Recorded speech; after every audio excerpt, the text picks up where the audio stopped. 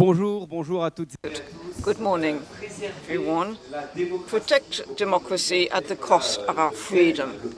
That is a paradox that we're going to examine for an hour with our three speakers, Peter Altmaier, former Federal Minister for Economic Affairs and Energy. Good morning. Then Asma Mahala, who teaches at Sciences Politiques. You have a book which is a subject, half of the subject, such as Michael Sullivan, an economist, and you are a conference speaker to reinitialize democracy at Calman Aviv with your book. So with Asma Mahala, Sciences Po, president in charge of talking about the challenges. So good morning, everyone. Thank you for being here this morning. A couple of minutes. The main thing is to make sure that we have a good diversity. Questions of freedom, democracy, ambiguity between the two, giving up one or the other. This is a subject which is very contemporary in world mood today. And in the order of the world, we have major powers such as China, Russia, maybe other examples that we don't talk about so much, where democracy is not necessarily the political way of working, modus operandi, and also democracies will seem to be challenging a number of freedoms. According to our exchanging, I think we'll see three directions this morning for this dual subject.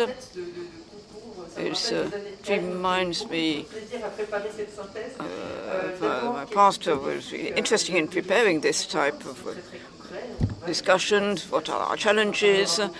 We'll be looking at populism. We'll look at, for instance, interfering in electoral affairs. What are the possibilities of manipulation of public opinion or individual opinions? A second point, what are the freedoms that we are talking about and which should potentially be sacrificed to individual freedom, which is most biting in our daily experience? We will look at a number of cases and collective freedom, the challenging of more or less formal situations. How can we manage public space? How can you respect the rules of democracy in open public spaces? And then we will talk about a number of remedies. How can we protect democracy at the same time as freedom? And we will talk about how we can immunize citizens against the attacks against democracy. What is the position of businesses and for institutions, the larger ones and as well as the public companies, look at the constitutional order such as we know it in our democracies. And what type of tools can we implement in terms of regulation and legislation? How can we process information? So I will hand over now. I'd like to hear the other speakers. So we'll talk with you, Michael Sullivan. Since the public appearance of a smartphone around 2007, Facebook in 2004, we have been hearing the creators of these technologies saying that they created to emancipate individuals. How do these technologies created for such a reason, how are they now threatening some of our collective or individual freedoms, leading to what you call a democratic recession? Thank you, Natasha. Thank you, Jérôme. Let me first start on this dilemma between democracy and freedom.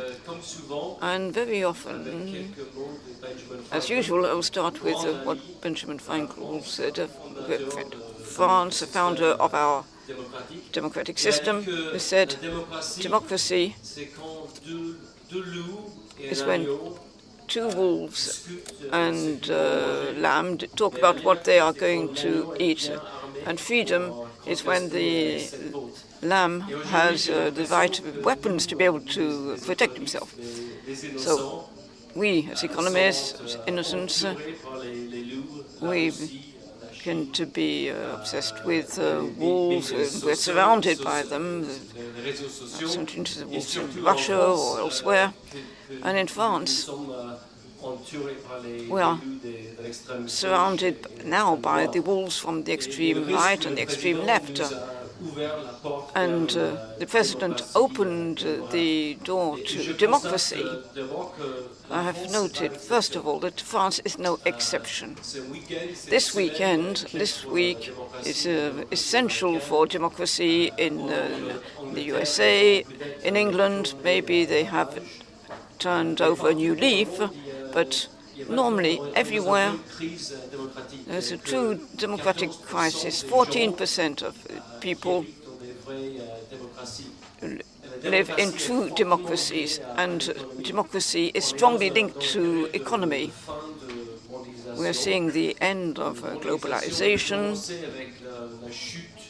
and this started with the end of communism, and democracy spread through the world. And now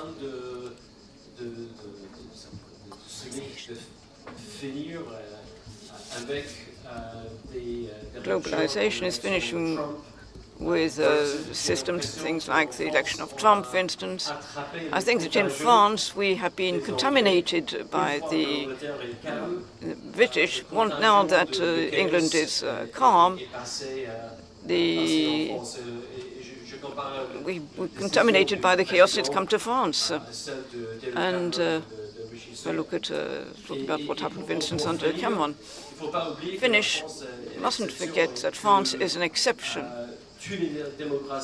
And all democracies are attacked and are vulnerable on social networks. For instance, our democracies are penetrated by the secondary countries by technology. And you're talking about in your book, Asma, not only there is a disturbance of democracy, but the remodeling of the morphology of states. How did we reach such a situation? So to look at the context, what I'm saying is that democracies today, our democracies at least, liberal and Western democracies are different morphologies of democracies, but say ours. For about 20 years, there's been an acceleration of a technological shock in three types. And you need to order this chaos and disorder. The first nature of the shock is we've gone from a mass democracy in the 20th century, mass education, everything was mass, and our institutions were based on this, to hyper-personalization at a mass level. It's like a motorway going from Paris to Reims, but people know what you're doing, where you're going. The second shock, or second type of shock, all of a sudden our technologies are in our pockets. Your smartphone, access to something else. They are dual. They are supposed to be civil. It's fine to go to Twitter, Instagram, first one to do it, LinkedIn, and so on. But there are also technologies which are military and they're subject to manipulation, interference, disinformation, fake news, cyber attacks, and which go unseen. So it's hybrid.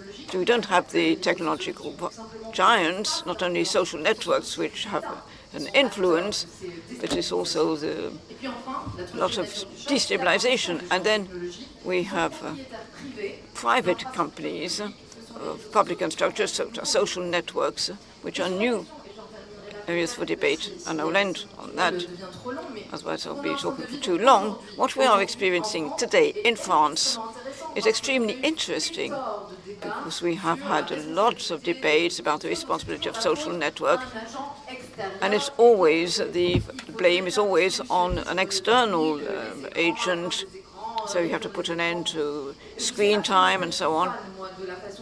And I don't agree with the way the debate is being put in point. The problem is actually upstream. So you have to go back to the roots of the problem. And the polarization allowed by the economic model of social networks included an ecosystem or more extensive network, which is political polarization. And if you have not understood that your technological context is in a system of which it is a product, a child, you are missing something which is much more structural. So, Peter Altmaier, you have heard how the scene has been set. So, at this point, you had a responsible position when these technologies was just appearing. When did you become aware that it would be an unknown challenge for democracies? Well, thank you. Good morning, everyone.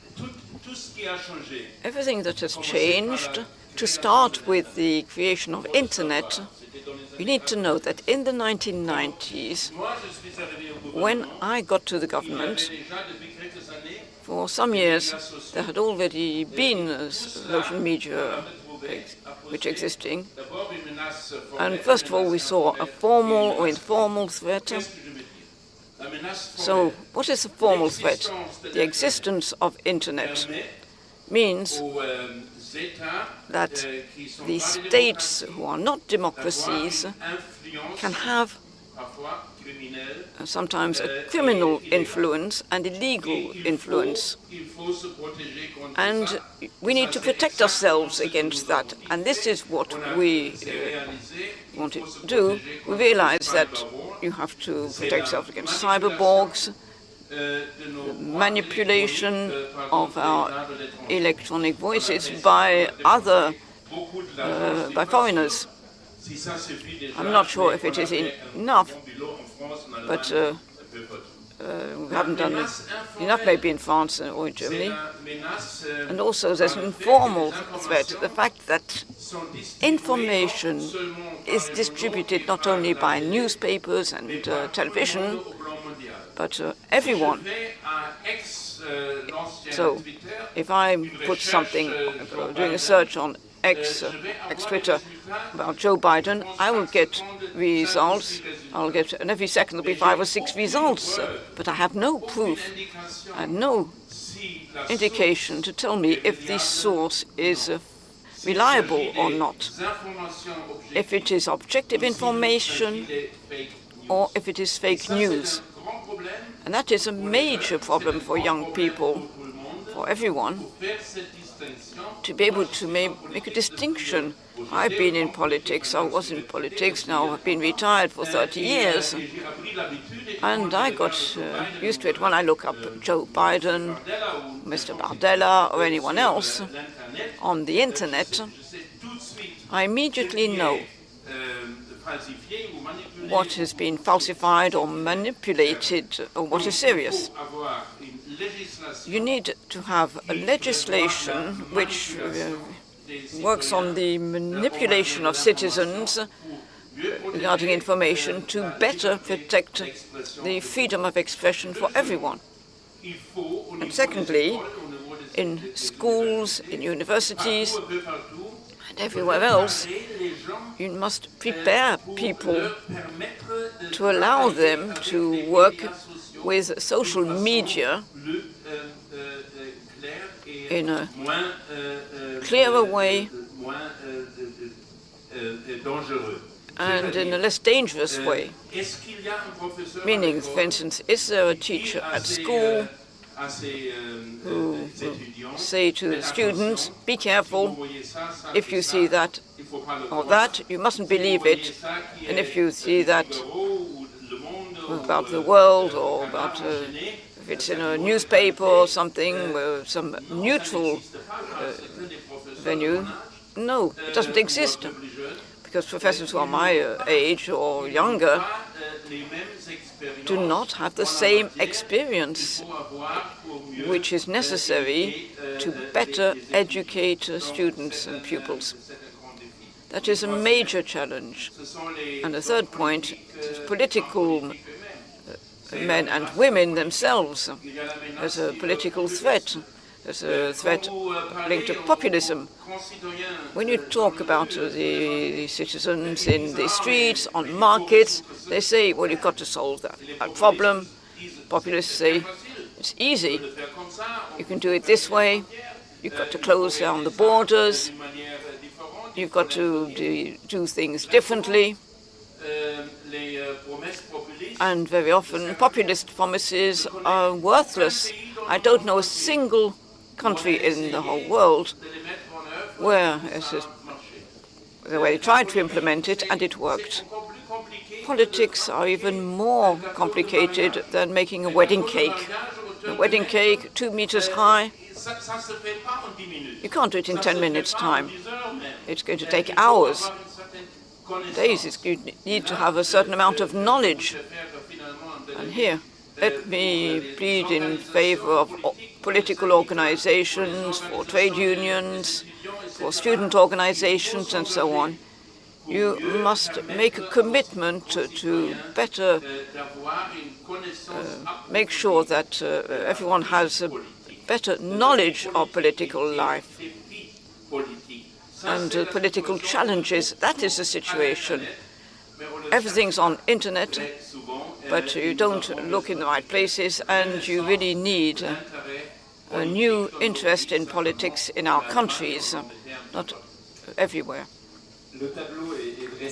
So here we've set the stage, and now we're going to talk about solutions.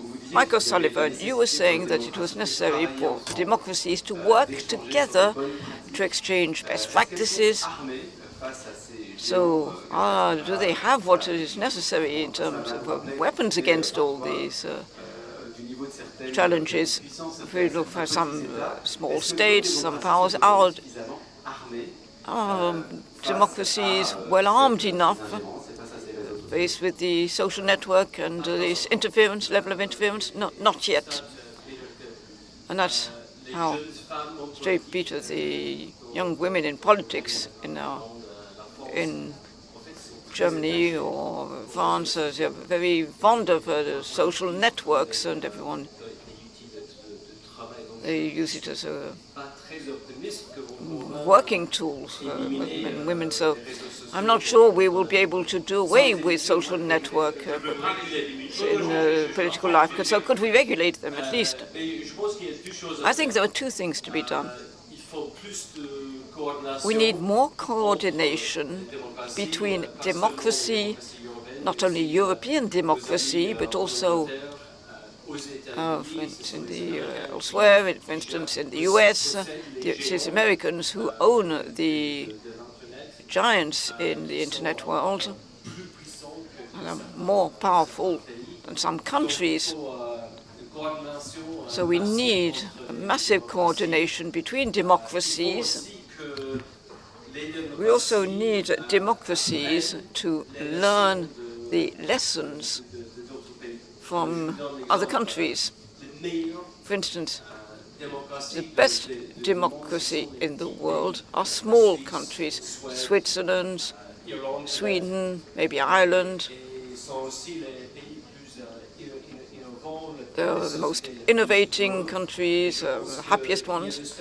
And I think there's a kind of intimacy in these small countries, which is an interesting point, which means that you can really allow people to breathe, and you can really pass on arguments and debates.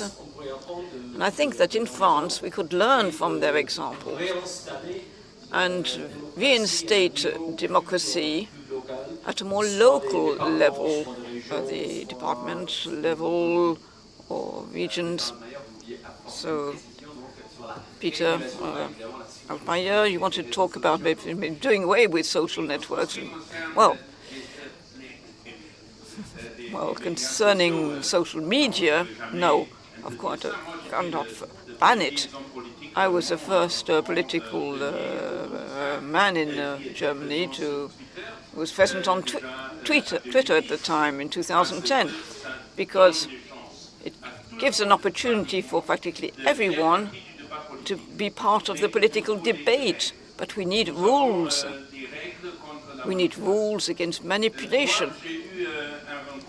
I had a 2.5-hour meeting with Mark Zuckerberg when I worked with Angela Merkel on fake speech to have better guarantee against hate speech. It's a criminal offense and something you must act against. And the third point, which is more difficult, fake news. They have been brought into the debate. So a lot of fake news were used to promote fake news by Mark Zuckerberg. And how can you distinguish between the fake news and real fake news? That is the challenge. And it is not something which is good for political men and women, because it is our own interest to be re-elected. If you look at the Democrats in the US, they will never admit that Joe Biden has a few problems in terms of cognition, as we saw during the debate, and the same thing with the Republicans regarding Mr. Trump. So the press must do it. It is a challenge for the medias. How can you distinguish between something which is perfectly legal and something which is manipulating? We saw it in Germany. When I was a chancellor, there was a wave of refugees coming from the Middle East, from Syria, but elsewhere. And all of a sudden, on the networks in Germany, we had a very violent news about foreigners coming up on the social media. And at the origin of it, there was most likely Russian influencers. And this is something that we cannot admit, cannot allow. And we must find mechanisms to send out an alert to the public opinion saying that is not true, that is fake. So, Asma saying, what type of freedom should be sacrificed? But it seems we're vulnerable in the public space, which has been so transformed. And the economic models of the GAFA meet up with the interests of the populists. What are the solutions that we can implement? So several points in here, so I can answer in harder or softer way. First, preliminary comments. They are not esoteric subjects. When we talk about political responsibility today, the first to manipulate the codes are the political extremes, what I recently called our political irresponsibles. They must show the way, and people talk about the Americans. We've got TikTok today, who is also a major problem in terms of interference and manipulation. If you look at foreign interference and manipulation, you have a kind of merging between inside and outside that we have to keep in mind. It's not only an attack from the outer world, but they become an internal threat in a way.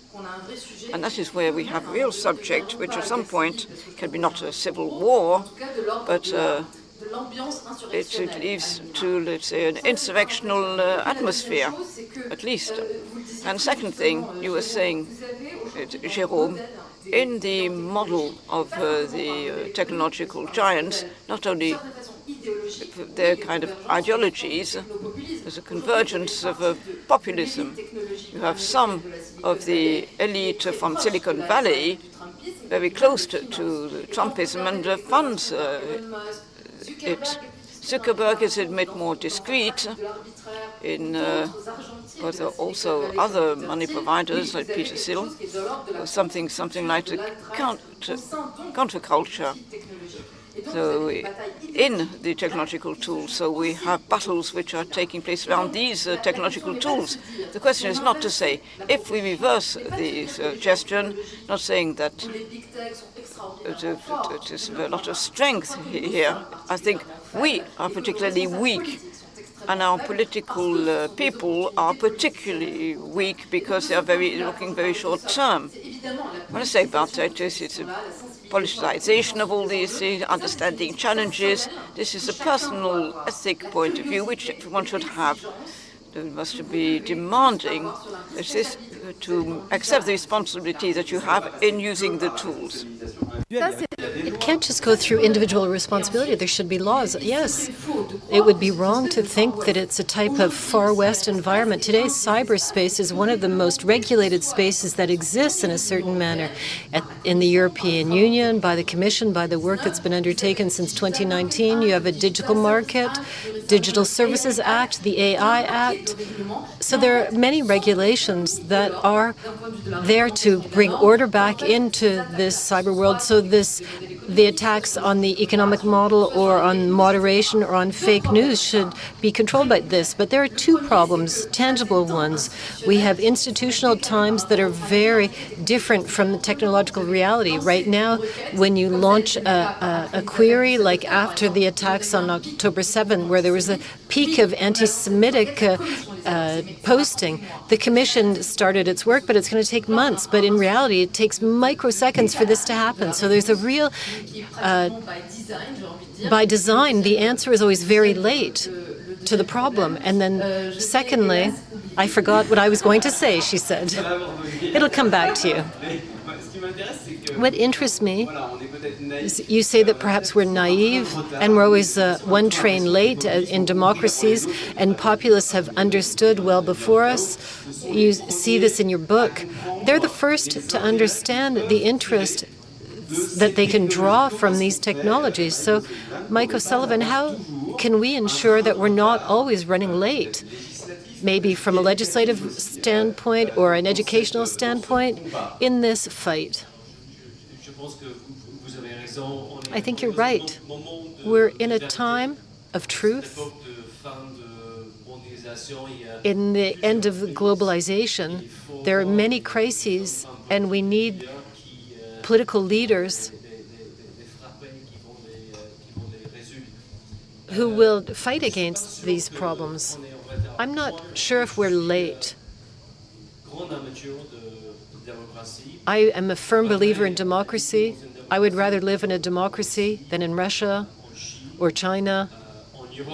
In Europe, we're much farther ahead on certain topics, culture, democracy.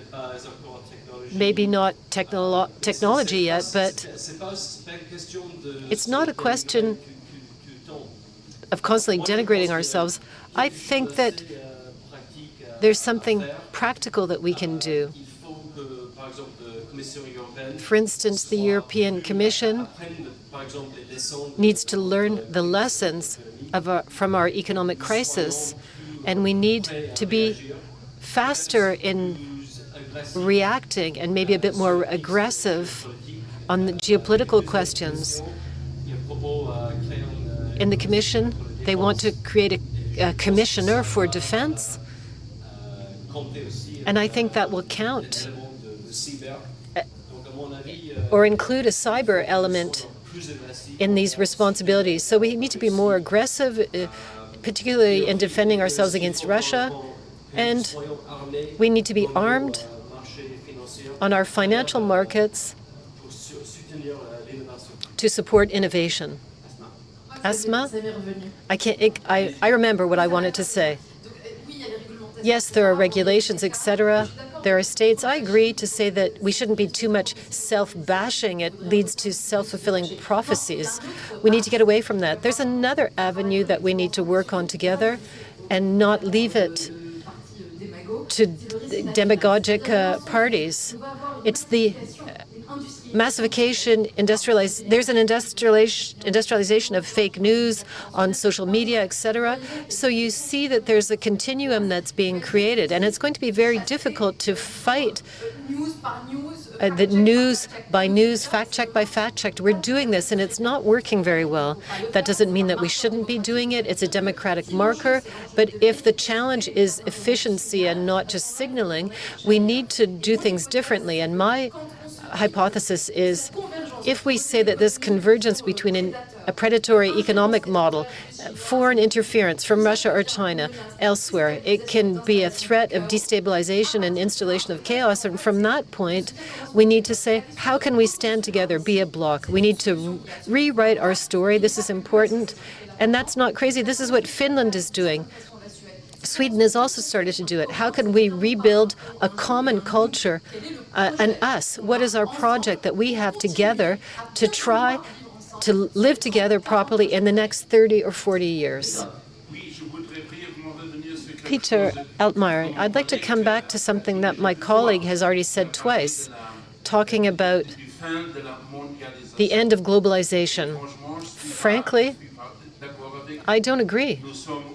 We're at the beginning of globalization. Let's look at the challenges.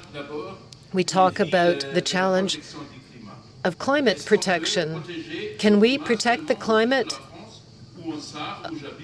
alone in France or in Germany, where I live, or do we need an international policy, including China, Vietnam, Africa, the United States, and the rest of the world? Otherwise, if we don't do this, we will fail, and we're going to pay a very high price for this. Secondly, the economy. Our standard of living in France and in Germany, in the Netherlands, everywhere, has considerably increased since the end of the Second World War. And in parallel with globalization, with the possibility of importing products, basic products at very, very low prices, and to export luxury products like France does, Louis Vuitton, or your wines, the Grand Cru from Bordeaux, towards China, for example, or German cars exported across the world. And all of this has helped us, firstly, to establish a certain stability, and secondly, to increase the standard of living of our citizens. And now people are asking questions and are saying, will we be able to preserve our standard of living? Listening to politicians, they don't get an answer anymore. In Germany, where I know the situation better, the government is saying, obviously, we need to decarbonize the economy. I agree. I was the Minister of the Environment. We need to replace gas boilers with a heat pump. And people are saying, okay, but what's it going to cost? And the answer is, we don't know. We don't know, and we don't have guarantees, we don't have answers to the questions that are being asked. And that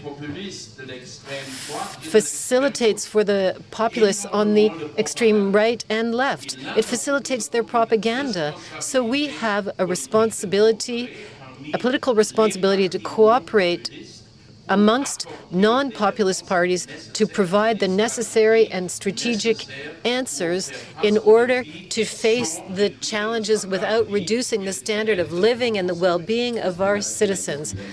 Esmala and Mike O'Sullivan, I'd like to comment on the beginning of globalization. That's a good punchline. You're right that we need to be prepared for this. Unfortunately, that's not what we're seeing. At a geopolitical level, we're seeing fragmentation of the world. We're talking right now, there's a cooperation summit in Shanghai with Putin and Xi Jinping, and we have to come, they're saying we have to come back to a multipolar world, and we're going to try to move away from the American standards. We use artificial intelligence or tech as a proxy to understand the world. We're really at an intersection right now. You'll either have greater international cooperation, that's not the way things are going. We're looking at militarization with the bottlenecks and semiconductors, or there's going to be a fragmentation of the world. And that's one of the possible hypotheses. Are we going towards fragmented globalization or multipolar fragmentation or extremely polar fragmentation? I think in the short term we're heading in that direction. I think so. We really have a debate here. I see that we're really at the end of globalization in my mind. We're in a multipolar world.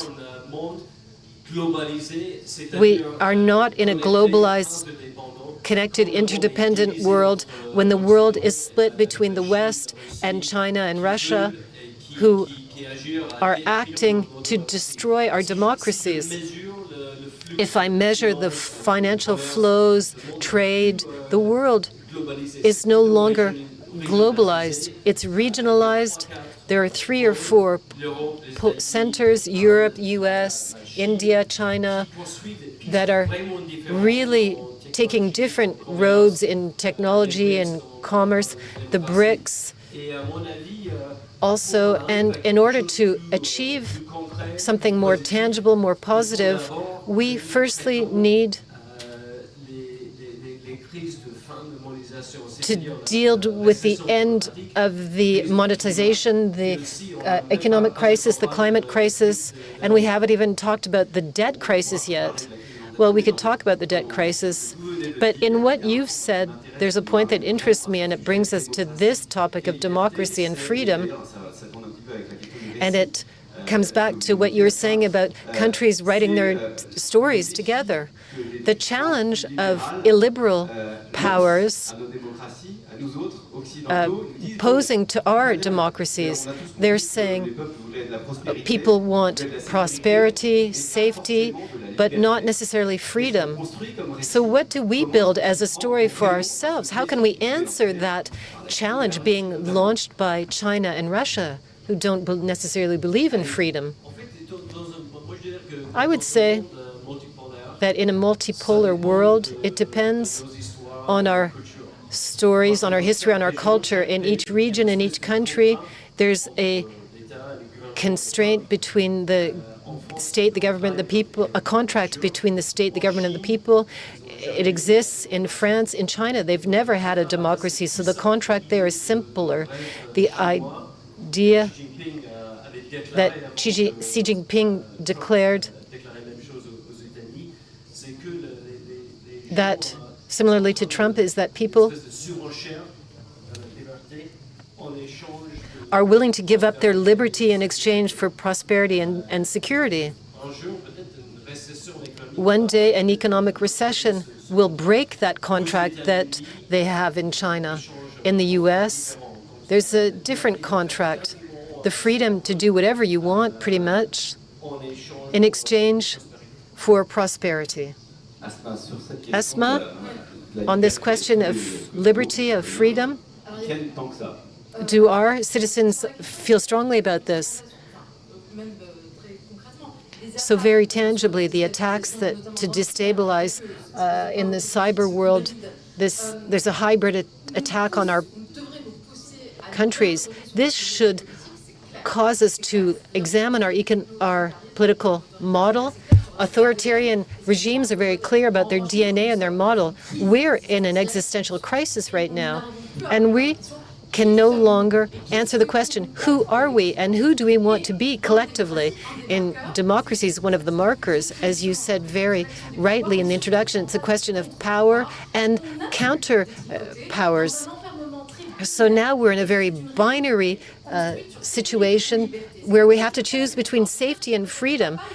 So it's like saying, do you prefer mama or your father? And you have to choose, and you can't have both. And the counterpowers are going to be very interesting if we continue to use technology and for security.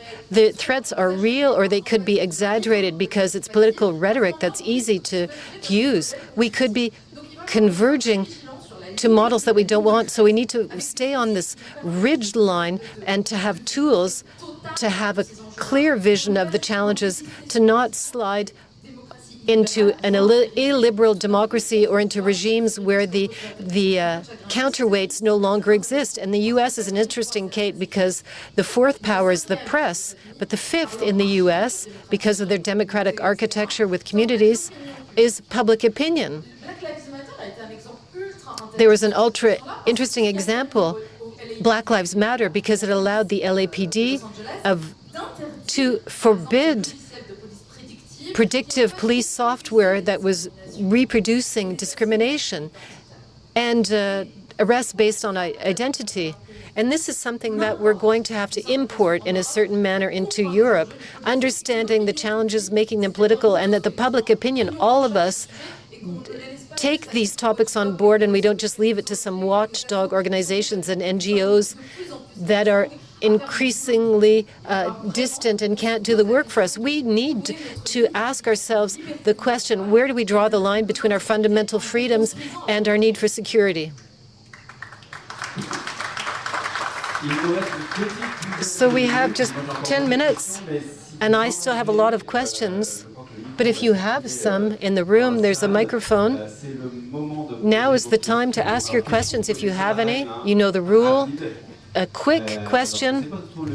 I'm not sure where the microphone is, but I see hands being raised in the first row. So if you could please come with a microphone.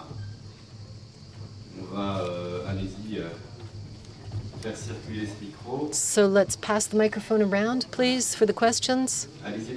Sir, very quickly. I have a question for Asma. We realize that there are billions and billions of investments in technology, and we want to know if social sciences are receiving the same type of investment in order to trace what's being done, to track it. I'd like your point of view. The answer is clear, no, unfortunately. This leads me to another comment. In Silicon Valley, a lot of the bosses are not engineers. They're entrepreneurs. But there are lots of people that come from philosophy and humanities who are really curious and competent about political philosophy and political theory. And they can be a counterweight, a counter-authority to decode and to be a counter-proposal or the two-headed animal where we can, and they can be the second head. And this leads us to the question of public research, of public service, of our political project, of our political responsibility, and the society that we want. Maybe we'll have time to talk about debt, but public investments are even more complex in a world such as this one. That's a very important question. In France, we don't talk enough about the economy, and there's a task for economists to open this topic up. When I talk about debt levels, most people have no idea what this means. It's completely esoteric, and this needs to weigh more on our democracies. I'll give you an example. The idea of fiscal space, of room to maneuver for the politicians to spend more, that's over. In France, we're at the limit, and we're going to encounter a moment like Liz Truss. Will that exist in France? It could be Sandrine Rousseau or Mr. Bardella, but we're really at the limit, and that's going to change the political debate, and it's going to push the political debate towards identity, immigration, our values, etc. As I said, I don't know any politicians who are ready to solve this problem. Another question? You talked about the challenge of information for liberty and democracies, and today I have the impression that we're laughing when we look at information, and it reduces its credibility.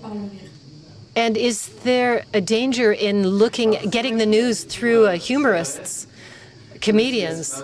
Esma, would you like to answer? Yes, infotainment is the entertainment industry, and I'm going to go up to a higher level, but I'm thinking, it reminds me of a book that I encourage you to read, Bernard Stiegler, Telecracy, talks about the pulsional So understanding information, laughing about it, is that the alpha and omega? No, you can't give up. We talk a lot about informational cognitive fatigue. We can't be tired. We can't afford to. It means if you're tired, you're going to give up. We need to continue to be informed. And we can't say that the press isn't completely working. We just have to rebuild this relationship of confidence. Arcom was looking at one of the TV shows, the media that investigated the capsules on the radio. That was Le Monde. Mediapart does investigation. Libération also, with their editorial line. So don't mix it all together saying nothing exists anymore. Yes, things exist, and once again, we have to fight our fatigue, and so we understand that the information system is actually an ecosystem. So very quickly, I have a question about digital currencies. We've seen after Bitcoin, countries like China moved on to digital currency for their social credit system and for their monitoring of their population. And right now there's a debate about using digital currency in 2030 in France. So would the digital euro be a danger for our European democracies? Because it could open up to a massive surveillance of people on the continent. Mike O'Sullivan and a former Minister of Finance and Economy. Mike O'Sullivan first. I agree with you. I think we need to explain that it's the digital currency system will be linked to the European Central Bank, and it will allow them to have a high level of information and surveillance. And in my opinion, it's excessive in terms of our liberty and the level of control by the central bank. I don't think it's obvious that we need to have that type of digital currency. Peter Altmaier, so for 15 years or so, we've been talking about electronic currency or cryptocurrency, and we haven't yet found a solution because this is something that the central bank hates and that the nation states hate because they lose the control on their currency. It's virtual currency that's being established successfully, and failures also. But I remember a meeting between the ministers of the economy with Switzerland, Germany, Austria, and the Swiss said to us, people go to Switzerland because we're the country of banks and capital, and we're going to allow electronic currency to be established in Switzerland officially. They haven't done it yet because our American friends don't want it. But the real question is, in the digital world, is it avoidable in the next 20 years, or is it an inevitable development? And if it is inevitable, we need to think about the rules that we need to draft to avoid manipulation, to better control attacks against freedom. I remain convinced that as democracies, we need solidarity amongst ourselves. And I would like to see a stronger Franco-German collaboration, a more intensive collaboration. And I am convinced, and I remain convinced, that liberal countries are our adversaries. But who will win this conflict? It will be won by the most efficient economies, the most flourishing economies that can provide their citizens with the highest standards of living in the world. This is the challenge that we're facing. Have we met this challenge? I developed with Bruno Le Maire together and with Thierry Breton, the commissioner, we developed an industrial strategy. We developed investments for semiconductors, for example, the production of battery cells, and it hasn't yet succeeded. Look at the evolutions in terms of artificial intelligence. Who's going to be the first in automatically driven vehicles? Who will be the first in other digital fields that are extremely important for our citizens? And I'm not yet convinced about who will succeed. Even in the US, they're more open than us. When I'm in Berlin, in a library or a bookstore, I see 20 books on AI, and among them, 19 say, don't do this, it's too dangerous. When I go to Washington and I go in a bookstore, I'll also see 20 books, but 19 talk about what a chance and the possibilities of AI and how we can benefit from them.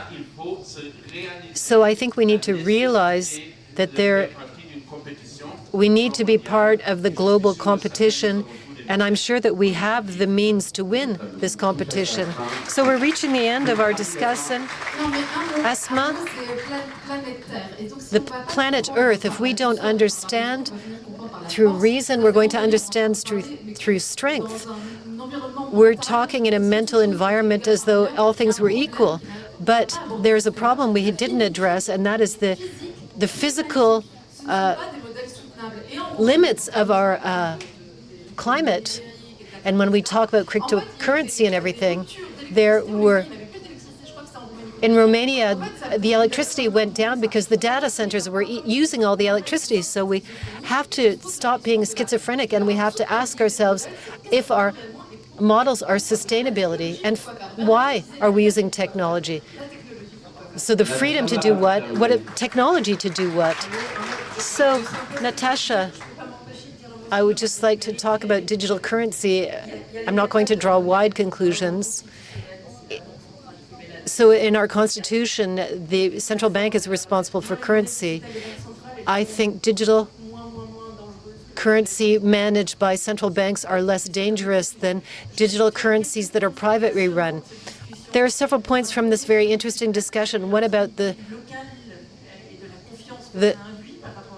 confidence that we can have in our democracies, the fact that there are lots of rules and the need to be vigilant in Europe? The question of counterpowers is very important. And this leads me to a very essential point, and I think you've all talked about it, and I built my career as dean on this, the Mündigkeit. It's a German philosophical principle.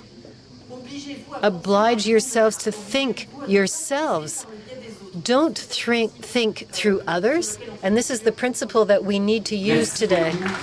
Thank you very much. Thank you, all four of you. We could have gone on for much longer, so those who want to continue the discussion, Asma Mala and Mike O'Sullivan will be signing their books at the FNAC tent. So thank you all.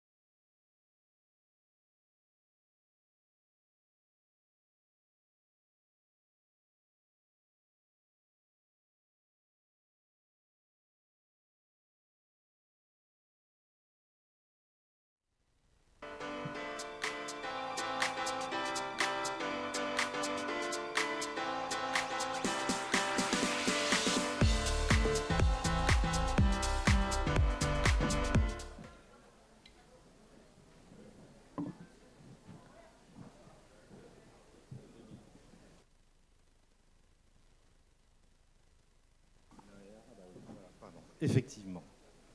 Nous voilà, bonjour messieurs, dames. Well, good morning, everybody. So the jingle's been round, so we can start. So I am Raphaël Legendre. I'm a journalist, and I'm on this round table focused on sobriety between hope and reality. So this is a debate. Of course, this is a recurring theme in public debate, particularly since we've started to really feel the effects of climate change. Even here, even though we're quite comfortable this morning, we are impacted by climate change. So how can we bring together environmental protection and growth for businesses? How can we connect economic performance and sobriety, energy efficiency? Well, let's talk about sobriety. So here's a figure. Do you know that this year 5 billion passengers will travel in airplanes? That's a world record. And then there's the cost of the environmental transition, which we know is constantly rising. We know that the people are having difficulty getting to the end of the month, and that's much more complicated even than the end of the world. This is a recurring debate, but at the same time, things are changing with time. The enthusiasm that we knew in France after COP21 has given way to a kind of rationality, a kind of pragmatism in the economic fabric. At the same time, we're seeing carbon emissions drop in France. From the High Council of the Climate, we've seen a drop of 31% of drop in carbon emissions since the beginning of the 1990s. We're a long way from net zero, which we're wanting to hit by 2050. We still have got 70% of progress to make. These 70% is going to be much harder, much more expensive to hit. So how far can we go? In order to answer these questions, I've got two people with me who are really at the heart of these issues of environmental transition. Arnaud Pioton, who is Chief Executive Officer of Technic Energies, which is an engineering and technology business serving the economic transition in general. You have an annual turnover of 6 billion in 2023. You've got 15,000 staff in many countries, and you've been in existence for 50 years. Then we've got Emmanuel Goldstein, who's with us, who's the CEO of Morgan Stanley in France, and you're also head of the Transportation and Infrastructure Group for Europe, Middle East, and Africa. Let's welcome them now. And we're going to start straight off with a question which will just give us a bit of the framework and give us an idea of the environment that we are meeting in today, just a few days from the elections. We've just had 2 weeks of a surprise, very rapid campaign for the legislative elections here in France, and at no point did we talk about the environment, energy efficiency, and the energy transition. Is there something that we can say about that? Have we completely suppressed that from the public debate now? We're the first people to talk about this here in Aix-en-Provence. Thank you very much, and thank you for being with us this morning for this event. Yes, people didn't really talk about it very much, and it's a real shame, because I think one of the reasons that we're in the situation we're facing today is partly because of the high cost of energy and the fact that we're not talking enough about the question of France's energy independence, or its lack thereof. Because if we don't become energy independent in France, we will be subject to the variations of what happens in the world and the will of other countries and particular blocs. And it's a real shame that that hasn't come up in the debate in the last few weeks, because I think it's a key issue. I don't think the sobriety and energy has left the scene of debate. It's still very present. We put it aside for 2 weeks, but we'll be coming back to it. Yes, I agree that this is not worrying because our French citizens believe this is a key important issue to help society move forward. A study by ADEME says that 85% of French people believe that other people in France consume too much, but 70% consider that they don't consume too much. So bringing these figures together is what we need to do. And this is something that's still very much on the radar. And this, we can see a number of climate phenomena all around the world which are reminding us of why we're talking about all this, why we're trying to move forward. It's not to punish each other, but if we continue to see an increasing population on the planet, we're going to have really destructive issues which destroy wealth. We need to think about measuring the profitability of things in the world. Yes, because what you're saying is really important for businesses as well. So businesses had a real breath of new life after COP21, and we can sense that that motivation is dropping a little bit, that environmental preoccupations are becoming more costly and more difficult. This question of sobriety and transition of decarbonation is becoming a real issue and is less having less impact in the business world today. Not at all. The question of the energy transition and doing things better, because it's not about doing less or having less of an impact. So I'm just going to try and kill off the debate in straight off, because sustainable growth as opposed to degrowth or negative growth, this is not the right opposition to put in place. These are two linear models, sustainable development as opposed to negative growth. I think we need to move towards something that's much more circular. And then the decisions of business with Technique Energies, we are architects working on reducing carbon emissions in the energy infrastructure. What can we see? In terms of 5 years ago, businesses are looking for low-carbon solutions. So if we want to put in place such and such a development project for gas or for fuel, for sustainable aviation, for example, Technip is asking for, they're coming to Technip and asking for designs and asking for ways to develop low-carbon solutions. They want low-cost, low-carbon solutions so that they can choose the low-carbon solution. That's what we're being asked for systematically now. And this is a really key within our strategy. What we want is for our engineers, whether our customers are asking for or not, we need to offer this. Whenever we have a call for tenders or we are asked to look at designs for industrial infrastructure, we offer the standard option, but whether or not they've asked for a greener option, we offer the greener, more virtuous option.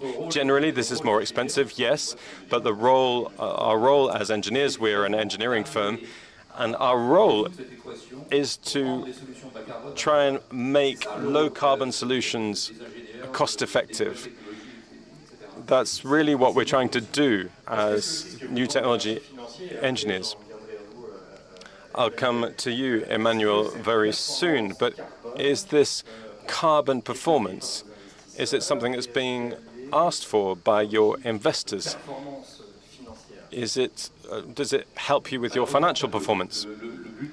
Unfortunately, no.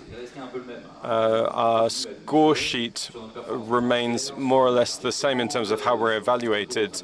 It's all around return on investment and our profitability. There's very little financial incentive to be virtuous, as it were. So that means that we are a business in which people are investing, And so a more virtuous approach can draw in more investors, but at a macro level, there's actually very little financial incentive to develop these greener options. So Emmanuel Goldstein, we've had this a period where we've really focused on defense, pressure on markets from international financial institutions, but this is a lot less the question, an issue today because NGOs are really focusing on green hushing now. There is no real focus. There's a discouragement from focusing on what we're trying to do to improve things from a green perspective because it can lead to accusations of greenwashing. So a lot of companies like our own are looking for net zero by 2050. It's quite difficult to bring together financial performance and energy efficiency at the same time. When we replace plastic glasses by reusable mugs, that's actually quite difficult. It leads to a change in behavior. But once this behavior is adopted, you actually end up spending a lot less money because you don't have to keep renewing these reusable plastic cups. So that actually leads to saving money as well as being good for the environment. Nevertheless, it's true that financial markets are not focused on just rewarding energy concepts that are not profitable. So, in the public, we need to recognize the real costs of these energy approaches. So you know, for example, that we have this this bonus in insurance systems, car insurance systems, and then it was decided to include in the production of cars the whole system, the whole low-carbon system. So actually, if we take into account the whole system, and so we're not just producing in Norway, bringing in parts from China and producing it in Europe. Actually, when we take into account the whole supply chain, we have the real cost for us. So rather being in a punitive system where you feel that you have to buy an electric car because if it's really important to have one, we need to subsidize. We're subsidizing low-carbon systems, whether it's electric car or whether the whole system, regardless of the fuel it works. If you look at the average consumption and use for different petrol vehicles, we can see this has dropped significantly. And so there's a real impact on this through this approach. Everyone is working on the same line, and the markets are working to comply with these standards. It's virtuous, and it also happens to be profitable. So this improves the performance of these automobile companies. So we can really move forward on these two areas if we see a change put in place by the public authorities. So what you're saying to me is it's not the markets that need to tell companies what they should be doing. It's actually public authorities that need to set in place the framework. Not only, I need to correct that if that's what you understood, but yes, the public authorities must put in place the standards, but we as banks, like many other banks, we are seeking to hit net zero by 2050 like many other banks. That means that we're reducing our exposure and our funding to systems that are very carbon intensive. So I just want to interrupt you here because it's really important to understand this, because as economic journalists from heads of business, and there might be some here who tell us that we've done a lot of work up till now, we've managed to see a drop in 30 to 40% in terms of carbon emissions, but now it's really becoming very difficult because there's no new solutions. Things are getting harder and harder. Well, yes, it might be hard. But look, when there was the Ukrainian conflict in France, we're able to see energy consumption drop by 15 to 20% without any real sacrifices, just through energy efficiency, energy sobriety. So what banks are seeking to do, and what's really important for society and for all countries in the world, for these climate reasons, is that we really need to keep focused on our objective. We need steadily moving forward. There are technologies that are being developed and which will progressively make it possible to hit our objective. I think something really needs to be very clear. The public can't see everything. This question of carbon reduction, I'm not really into this idea of energy transition because there's no real energy transition. We have an energy addition. We have just as much coal, we have more gas, we've got other, and we've added solar energy, nuclear and wind power, but it's more of an additional process. We've got a whole number of layers. What we need is less emissions, not less energy, but lower emissions. So we have a particular perspective, which might be a French perspective or a European perspective, but the Indian approach is very different. And who are we to think about what they're doing in India? So the role of businesses is to really survey what's happening all around the world. But what's very clear is that this energy transition or decarbonization process, we're really at the heart of it. It really is moving forward. It's not always visible, but it's moving forward in all countries and in all businesses. So it's moving forward, but it's also transforming businesses. It's opened up new partnerships for Technique Energy, I think.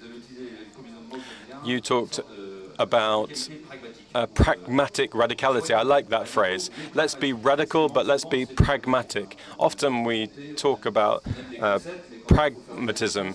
We like concepts, but when you have to bring it all together, it's harder. But we need to go quickly. We need to move forward quickly in terms of regulation. We need to think big, because we have an issue which is really a phenomenal issue. The amount of gigatons of CO2 that is emitted every day. We're about 45, 50 gigatons. This is massive. We really need to understand the level of the challenge that we're facing. We have to build a lot. We have to reduce carbon a lot. We need to use green hydrogen, electrification.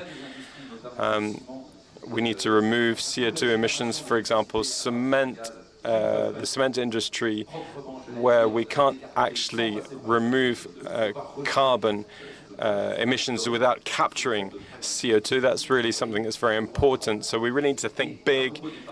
And in terms of partnerships, we need to go far. The challenge that we're facing is requiring us to go beyond partnerships that perhaps didn't feel very natural at the beginning. For Technique Energy, 2 or 3 years ago, we came together with IBM, and we were like thinking, why should we associate with IBM? We don't really have anything to connect us together, but we came together for recycling textiles, polyester, cotton, and elastane.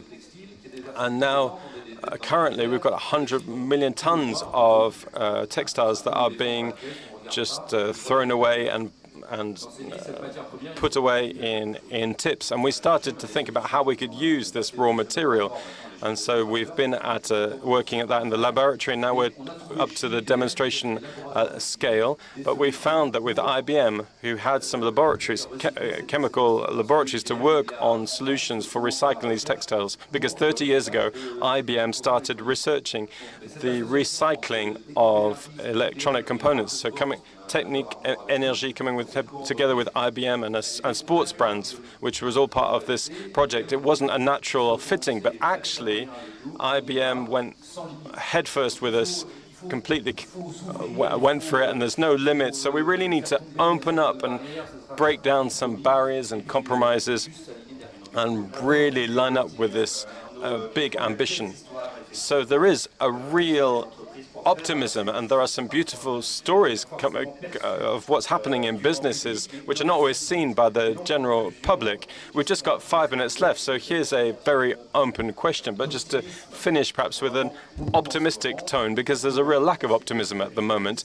So it is possible to bring together capitalism and sobriety. Perhaps that's not the right word, but at least environmental solutions for the future. Absolutely. I'd also like to just mention some figures. Between now and 2030, every year, banks and markets are going to provide 600 billion of funding for environmental questions. Businesses, it will be 430 per year, and the states 170. So that's an annual figure. That's between now and 2030.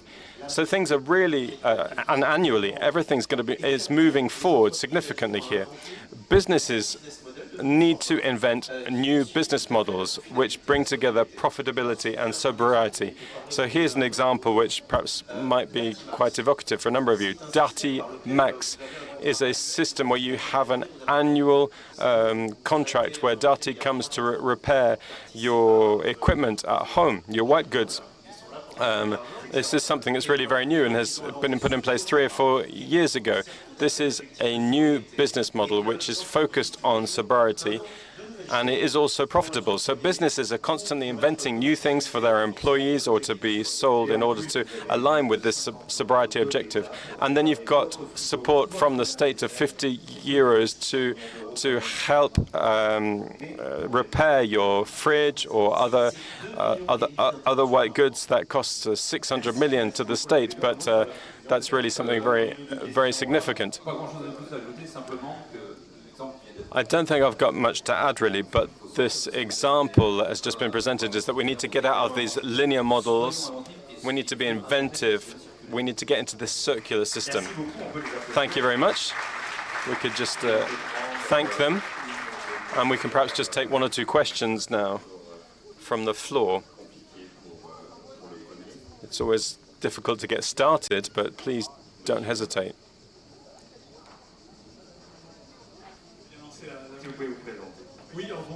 Hi, I'm Philippe Desplan. I work for an organization that helps people find employment. So you've perhaps reassured us at an economic level, but nevertheless, the connection between politics and economics is a bit more complicated sometimes. Do you have any good news that you could share with us? Are interactions with the political world improving? Do they better understand your role, your interaction? Do they understand what you're providing? Are they able to express what you provide? Perhaps this would be about looking back, because the future is very uncertain, clearly.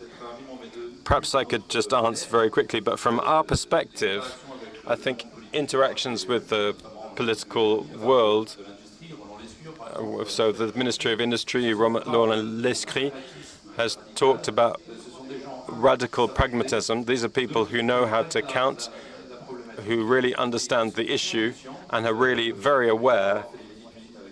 And I've done some touring with him of different of our factory, of our plant.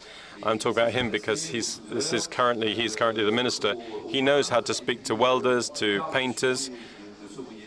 When we talk about sobriety, we talk about these questions in a very intelligible and very intelligent way. So everyone is aware of the problem and the solutions that we need to put in place. There is a real awareness which is really very clear, at least with the people that we've been working with until now.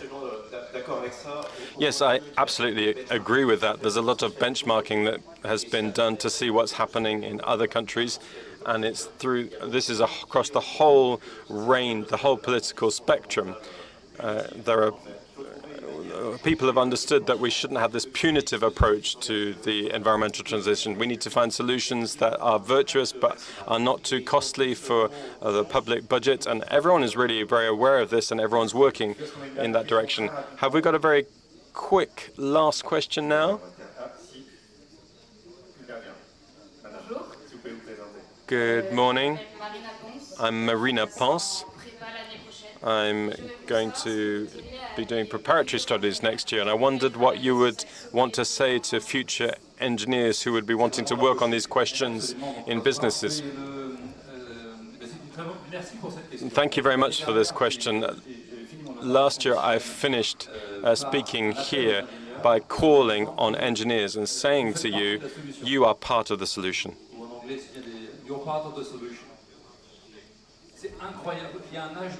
There is really a golden age here for engineers, and you just cannot imagine the demand that is going to be for engineers and for ingenious ideas and for scaling up in the future. So really, congratulations on your choice. There is just a massive boulevard ahead of you in terms of options because there's so many things to invent.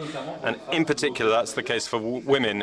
We recruit with 50% women, 50% women. That's been our rule with exact parity in terms of recruitment for the last 4 years. Yes, engineers go into industry, they also go into service, but also to finance. No, less in finance, more in industry.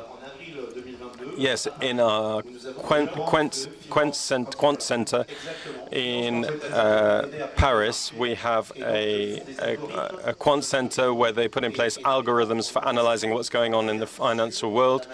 And we've got a number of people working on the way in which the environment is impacting the world, the price of energy in such and such a market in terms of what's happening elsewhere in terms of the climate and the movement of ships in different areas. So there's a whole number of different ways with an engineering background to serve energy efficiency, energy sobriety. Thank you very much to both of you. Let's give them a warm round of applause. Thank you very much. And it's lunchtime. Thank you.